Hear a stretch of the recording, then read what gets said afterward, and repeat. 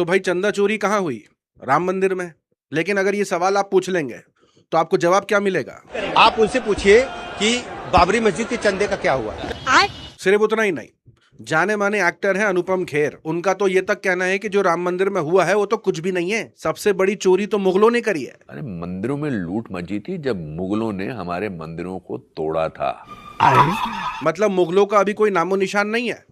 लेकिन अभी के मौजूदा हालात में अगर कोई सवाल पूछ ले तो इस तरीके के जवाब दिए जा रहे हैं। और अब तो ये भी लगने लगा है कि कहीं सौरभ जोशी पर एफआईआर ना हो जाए। अभी कुछ वक्त पहले जाने माने एक यूट्यूबर है मनीष कश्यप, उन्होंने ये आरोप लगाया कि कैसे उनकी टोयोटा की जो गाड़ी है वो माइलेज कम दे रही है, उसमें काफी दिक्कतें आ रही हैं। और वजह क्या है भाई? वजह E20 पेट्रोल डालना। पूरा देश की गाड़ी को खत्म कर दिया नितिन गडकरी ने। अब इसको लेकर के उन पर एफआईआर हो जाती है और एफआईआर टोयोटा कर देती है। मतलब वो मामला भी समझ नहीं आया। अब जो सौरभ जोशी कह रहे हैं उससे सबकी आंखें खुलेंगी नहीं खुलेंगी वो पता नहीं, लेकिन हो सकता है इस वीडियो के बाद, क्योंकि वो छोटे मोटे ब्लॉगर तो है नहीं, लाखों करोड़ों लोग सुनते हैं देखते हैं। उन्होंने कहा कि उनकी गाड़ी मर्सिडीज 17 का माइलेज दे रही थी, 15 का माइलेज दे रही थी, उसके बाद वो गाड़ी 9 का माइलेज देने लगी और उसके बाद 5 का। गाइस आजकल पेट्रोल भरवाने में तो डर लग रहा है ना मुझे कि कहीं गाड़ी खराब ना हो जाए, क्योंकि आजकल बहुत लोगों की खराब हो रही है मिलावट की वजह से। गाइस इतना बुरा लग रहा है ना, कल मैंने आपको दिखाया था हमारी गाड़ी की माइलेज हो गई थी 17 से सीधा 9 पे, और आज पता कितनी हो गई है? आज हो गई 5 की। भाई ये देखो 5 की माइलेज दिखा रहा है। भाई ये क्या हो गया इथेनॉल की वजह से यार। लेकिन नितिन गडकरी का कहना है कि ये भाई दूसरी तरफ से फैलाया हुआ झूठ है और यहाँ जनता वीडियो बना बना करके अपनी गाड़ी की माइलेज बता रही है। और अब तो बात हो रही है 100% एथेनॉल की। यहाँ लोग 20 में ऐसी ऐसी बातें कर रहे हैं, 100 आएगा तो पता नहीं क्या होने वाला है। मतलब अब सौरभ जोशी तक ये बातें बोल रहे हैं। पता नहीं अब उनके ऊपर एफआईआर आने वाली है कि नहीं वो पता नहीं है, लेकिन ये जरूर कहा जा रहा है कि भाई ऐसे मामलों में बोलना बंद कर दो। उसके पीछे की वजह है रफीक खान।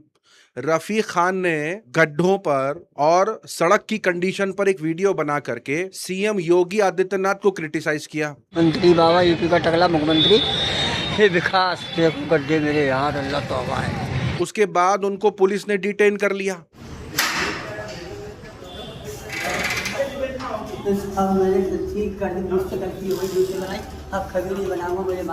मतलब अब आप सड़कों की हालत भी बयान नहीं कर सकते कि क्या कंडीशन है। अब तो ये भी खबर निकल के आ रही है कि सौरभ जोशी ने अपने व्लॉग से E20 पेट्रोल को लेकर के जो माइलेज की बात करी थी वो हिस्सा ही हटा दिया है। यानी अब हो सकता है कि कुछ ही दिनों में सौरभ जोशी इथेनॉल के फायदे बयान करने लगे। और जैसे कि आप सभी जानते होंगे, ट्रेन के अंदर नमाज हो जाए उसको लेकर के कैसे बवाल मचता है, लेकिन मेट्रो के अंदर, ट्रेन के अंदर ये सारा कुछ चल रहा है। पहली बार डांस फ्लोर बना भोपाल मेट्रो का कोच। बहुत अच्छा एक्सपीरियंस है। मतलब रूबिका जैसे कई ऐसे पत्रकार हैं जो इसका हवाला देते हैं कि भाई ये पब्लिक प्रॉपर्टी है, यहाँ अपनी धार्मिक चीजें क्यों कर रहे हो, वहां ये चीजें कैसे हो रही हैं। अब मुंह से कुछ नहीं निकल रहा। मतलब अगर रूबिका लियाकत की पत्रकारिता देखी जाए तो वो कैसे सरकार के बचाव में ये सारी बातें। मुंबई में पानी की कमी हुई तो रूबिका कह रही हैं कि मेहमानों को पानी पिलाने में ही न जाने कितने लीटर पानी बर्बाद हो जाता है। मतलब मेहमान आए, आपने पानी परोसा और उन्होंने एक घूंट पिया और पीकर छोड़ दिया।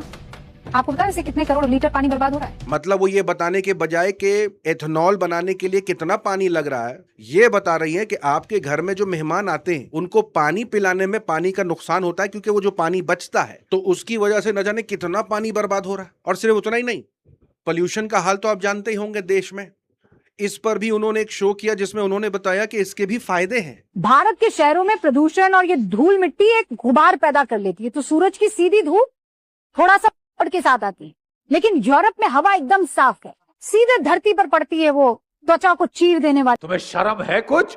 अब यमुना का ही हाल देख लीजिए। दिल्ली की यमुना को भाजपा ने ऐसा बना दिया है कि मतलब अब लोगों को वहां से किसी हिल स्टेशन जाने की जरूरत नहीं है, वहीं बैठे बैठे स्नो उड़ते हुए भी देखें, स्नो बहते हुए भी देखें। मतलब हर तरफ स्नो ही स्नो है। हेलो एवरीवन, मैं अभी आसमान में आ चुका हूं। आप देख सकते हैं बादल उड़ रहे हैं चारों तरफ, और आज 9 जुलाई 2026 का दिन है। एक्चुअली में मैं कालिंदी कुंज घाट दिल्ली में हूं और मॉनसून का सीजन आ चुका है और पहली बारिश हुई है, और यमुना जी की हालत आप देख सकते क्या है। आप जिधर देखेंगे उधर आपको झाग ही झाग देखने को मिलेगा। वाह क्या सीन है। मतलब अगर एक तरफ देखा जाए तो हंगर स्ट्राइक चल रही है, 15 दिन होने जा रहे हैं, लेकिन इस पर कोई नहीं बोल रहा है। सरकार कोई एक्शन नहीं ले रही, मीडिया इसकी बात नहीं कर रहा है। और जिनसे उम्मीद है, जो हिंदू राष्ट्र की बात करते हैं, उनको इस बात से नाराजगी है कि आमिर खान 3-3 शादियां क्यों कर रहा है। इस तरह से आमिर खान लगातार हिंदू बहन बेटियों से शादी रचा करके लाइन लगा रहा है, हिंदुओं का जो है इससे अपमान हो रहा है। मतलब अगर थोड़ा सोच के देखें, जो उनकी रीसेंट शादी हुई है, उनकी वाइफ क्रिश्चियन है, इससे इस बात का क्या लेना देना है कि वो हिंदू बेटियों से शादी कर रहा है। एक आदमी कितनी हिंदू बेटियों से शादी कर लेगा, और तीसरी वाली तो खुद क्रिश्चियन है, समझ के परे है, उनको कोई प्रॉब्लम नहीं आपस में, इन्हें दिक्कत है। आमिर खान अगर अपना चाल से बाज नहीं आएगा तो उसको जो है सबक सिखाया जाएगा बहुत जल्द। सारे मिलके हमको पागल बना रहे हैं। अब देखिए, अनभक्तों को कुछ मिलता नहीं है तो जानबूझ करके मेसी को उठा के लेके आते हैं, कहते हैं कि देखिए मेसी तो गाजा के खिलाफ है, मेसी तो हिंदुओं के साथ है। इस तरीके की तस्वीरें शेयर करके मेसी के सपोर्ट में बात की जाती है, लेकिन इन्हें यह नहीं पता कि मेसी खाता क्या है।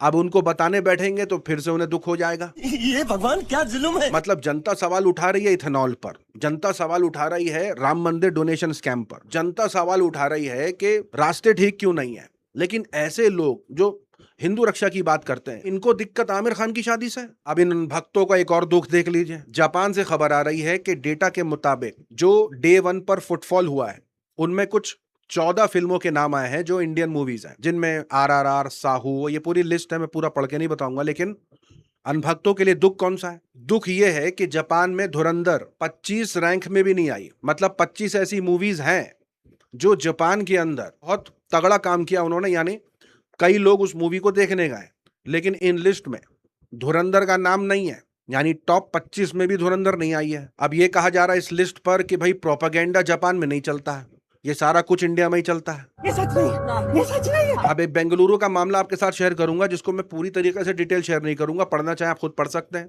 लेकिन मैं इसमें आपको एक ही नसीहत करूंगा कि कोई भी हो, कितना ही पुराना जानने वाला हो, जो आपको घर में कोई डिलीवरी करने आता है, ब्लिंकिट हो जाए, जोमेटो हो जाए, फ्लिपकार्ट हो जाए, आप गेट पर ही उसे सामान लें और tata bye bye good bye, payment done, बस वहीं से वहीं। अगर वो बोले प्यास लगी है, टॉयलेट जाना है, इमरजेंसी है, नो इनसाइड, नो अंदर बुलाना, कुछ ऐसा नहीं करना है जिससे आप उसको अपने दरवाजे की उस मर्यादा को लांघने दे कि वो आपके घर में घुसे।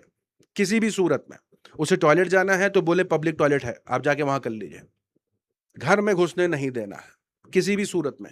सही वक्त सही कदम, सतर्क रहें। जय हिंद। खैर, आज के लिए इतना ही। अपनी राय सुझाव कमेंट में जरूर बताएं। मिलूंगा अगले वीडियो में, तब तक के लिए अपना ख्याल रखें।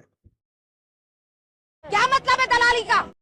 हमने रोड बनाने में स्पेस टेक्नोलॉजी का उपयोग किया है। मेरा चुनाव में कोई मुद्दा नहीं है, मेरा अपना एक पर्सनल मुद्दा है। मुझे पैसा कमाना, इन्वेस्ट करना है और विधायक बन के अपनी जो सारी सुविधा है वो खड़ी करनी है। ऐसे कुछ भाड़े के टट्टे